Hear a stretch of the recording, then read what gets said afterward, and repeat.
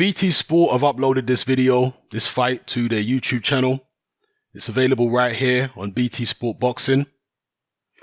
Daniel Dubois knocking out Razvan Cojanu in the second round. He did it a hell of a lot quicker than his stablemate and rival Nathan Gorman, who actually went the 12-round distance with Razvan Cojanu just a few months ago in December of last year. So naturally, people are saying that Dubois did a hell of a better job than Nathan Gorman did against the same opponent. I only saw about one round of the Gorman-Cojanu fight. The video of it that I was watching started buffering, so I refreshed the page, and when I refreshed the page, the video had been removed. So I only got to see about one round of that fight, so I can't really comment too much. But there are several people I've spoken to who have seen the Nathan Gorman-Cojanu fight in its entirety, and they say that Cojanu fought a much more negative fight against Nathan Gorman than he fought against Daniel Dubois. And therefore, Gorman didn't get as many opportunities to land big shots as Dubois got because Cojanu was a lot more aggressive against Dubois. They also point out that Gorman took on Cojanu at relatively short notice. Gorman had been in training for a fight, but he was due to fight Alex Leopai, who's a 6-foot-tall slugger, not a 6'7" fighter who intended to just survive and fight negatively. So I do have to say all that. Again, I haven't seen the entirety of the Gorman-Cojanu fight myself to be able to verify what's being said, but this is what people are claiming. But as far as Dubois' performance, it was a good performance. Yes, he got clipped a couple times, and there isn't much head movement there from Daniel Dubois. He's very one-track minded. It's all about seek and destroy. And he can be quite methodical at times in the way he goes about his business. I mean, we saw that against, what's the guy called now? Billy Joe Saunders' friend. I've forgotten his name. Tom Little, excuse me. We saw that against Tom Little where he was using the jab very, very nicely, a ramrod jab, body punches, and he gradually broke Tom Little down. He didn't rush at Tom Little. Well, he did in the early part of the fight, but then he kind of settled down and started using his jab. And same thing here against Cojanu. He rushed him in the very early part of the fight, but Cojanu, unlike Tom Little, wasn't able to stand up to Daniel Dubois' heavy blows. One thing which Barry Jones, the BT Sport commentator, slightly criticized Dubois for was pushing his punches a little bit. Rather than snapping the shots, he was kind of pushing the punches. And I can see what he's saying. Dubois is more of a clubbing puncher than a snappy puncher. Yeah, you wouldn't exactly call the motion of his punches explosive. It's a clubbing motion. But it still gets the job done, or at least has so far at the level that he's fought at. And he's only a young guy, 21 years old. If he's trained in the right way, I think they can improve the snappiness of his shots, okay, to make his punches a little more sudden so he can catch opponents off guard a lot more easily if there's more velocity and snap behind the punches. Because if you look at the top level heavyweights, even the very big guys, they have a lot more snap in their punches than someone like a Daniel Dubois. Yeah, so that's something he can work on. But as I say, he's got plenty of time to work on it. He's only 21 years old. And I'm starting slowly but surely to become a believer in Daniel Dubois, because I was very skeptical of him early on in his career because he was an enigma to me.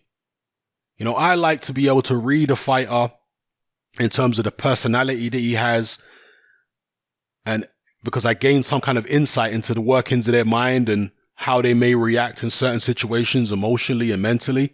But with Daniel Dubois, he's such a quiet person that he really doesn't give anything away. And I guess that's a strength of his, that you don't know what he's thinking, you know, because he's so quiet.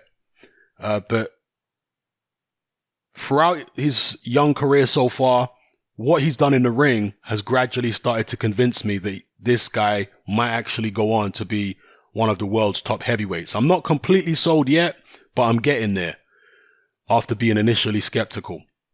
So yeah, he basically went in there and overpowered Razvan Cojanu, which is no mean feat because Cojanu was an enormous man, much bigger than Daniel Dubois. In fact, let me have a look at the stats here. Yeah, Dubois at 6'5", some people say 6'4" or 6'4.5". At 240 pounds, Cojanu 265. So Cojanu was 25 pounds heavier than Daniel Dubois, but Dubois simply overpowered him. And Cojanu, a very tall man as well, 6'7.5", so nearly 6'8", so much taller than Dubois, 25 pounds heavier, but Dubois was just able to push him around as if he was nothing, overpower him. Yeah, Dubois got clipped here and there, not much head movement, as I've said before. They can work on these things, but the raw brute force is undeniable with Daniel Dubois. Nice jab. He keeps his balance very well. He goes to the body, comes back up to the head when he's finishing opponents. And he just has the look of a man who will not be denied at this point. I hope that Frank Warren follows through on his promise to put Daniel Dubois and Nathan Gorman in the ring with each other later on this year. Gorman is now 15-0, 11 KOs. Dubois is 10-0 with 9 KOs. Some people are saying it's too early, let it build up. No. As a boxing fan, as someone who's been following the sport for many decades, one thing I know is that if you want to get the most exciting fight, you put two fighters in the ring with each other when they're still developing. That's when you're going to get the most exciting fight. Both of these guys had decent amateur careers. Okay, they weren't elite level amateurs, as seniors anyway, but they had decent level amateur careers. And the reason I say that is because both of them will have suffered losses. Actually, no, Nathan Gorman didn't have that many amateur fights. Tell a lie.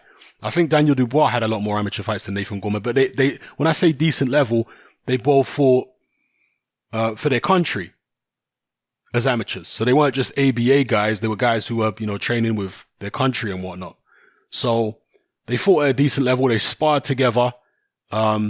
Maybe I'm wrong about Nathan Gorman ever having lost. I don't know. But the point I'm making is when you have a certain amount of experience, particularly in amateurs, when you're fighting people of a similar level to yourself, you're going to lose fights. You're going to have tough fights, and you're going to learn how to come back from those fights. So the loser of Daniel Dubois versus Nathan Gorman, it's not necessarily the end of the road. I mean, we saw that with James DeGale and George Groves when they fought very early on in their careers. It wasn't the end of the road for James DeGale. The same thing for the loser of Anthony Joshua versus Dylan White several years ago. It wasn't the end of the road for Dylan White. In fact, it was just the start of Dylan White's journey. That was the making of Dylan White. If he hadn't taken that Anthony Joshua fight, he probably would have been fighting on small hall shows for another 3-4 years, and nobody would be talking about him. But the fact that he took the AJ fight, even though he lost, he gained so much because nobody had given AJ a proper fight before.